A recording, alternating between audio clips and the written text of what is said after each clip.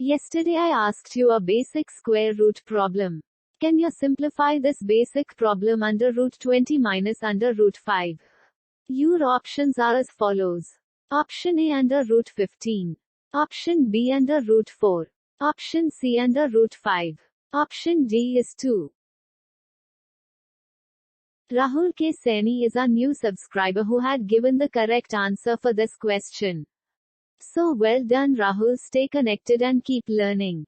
If you also want to see your name and comment in our next video, do subscribe to our channel MATHEMAGIC.